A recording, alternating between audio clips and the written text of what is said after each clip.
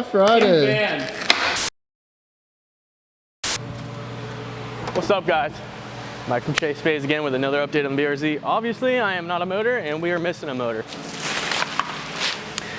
Not a pretty sight. On that side, it probably looks a little bit better, but if you get it from my angle here, guys. So we got pretty lucky.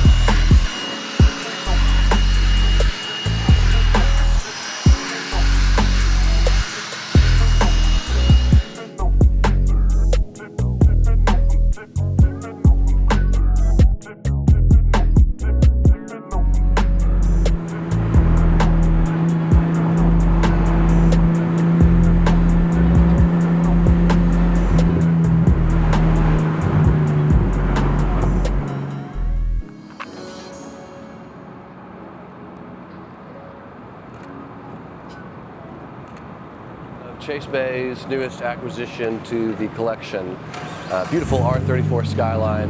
I think most of us, it became our dream car when we watched the old Too Fast, Too Furious. A lot of us didn't even know what this car was because we're from America. We didn't get it here in America. It was Japanese only. The R34 was something that I always wanted. I think it's going to become a wildly popular car here in America. The GTT, the GT, and GTR models, I think they're all going to be equally popular. This one is a wonderful example, extremely clean. I'm so excited about it. I mean, we get to drive it right out. It already came with work wheels. All it has is HKS intake, HKS exhaust. The car's mostly stock otherwise. It's got a cool Japanese radio in it, an old Clips unit, and it thinks it's still at the port. So it's just overall a really cool car. So part of it is I just always wanted one, got the opportunity to buy one, and then two, I think there's a lot of products that we can make to make this car better. You know, relocate the battery, dual piston brake booster delete, as always. The RBs have the crossover intake, so everything's over there. So we'll do the front-facing intake and maybe a top mount or something, but overall just cleaning up all this clutter and stuff, deleting ABS. Got to ditch the stock coolant overflow. That's all just standard stuff.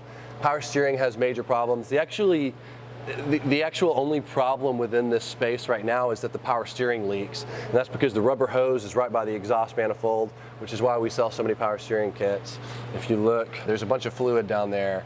And let's get this light a little closer. Yeah, look at all that.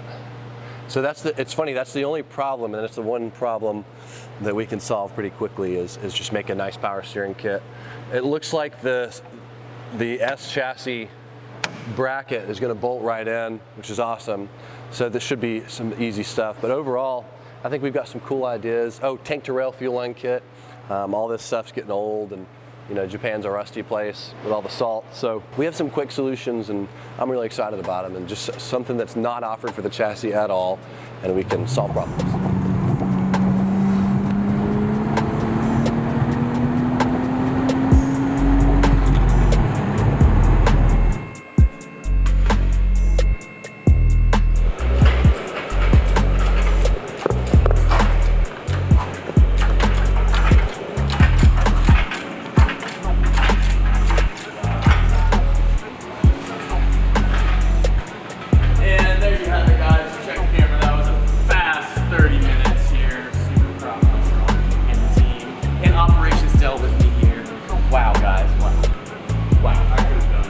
What happened to our poor little 1JZ engine. Yep, so you guys can see where the Allen started to slip as I was going through the torque sequence.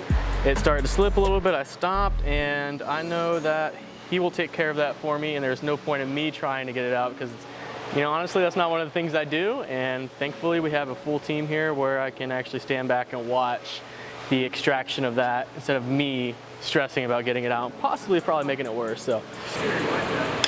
Oh!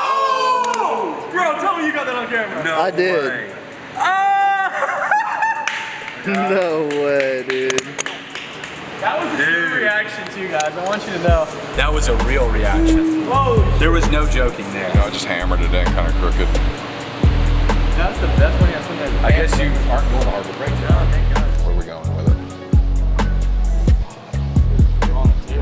Where your computer is?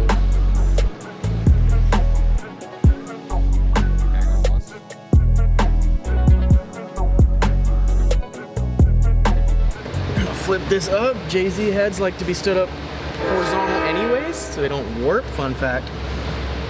They like to be stored up and down. But what is this boo-boo here?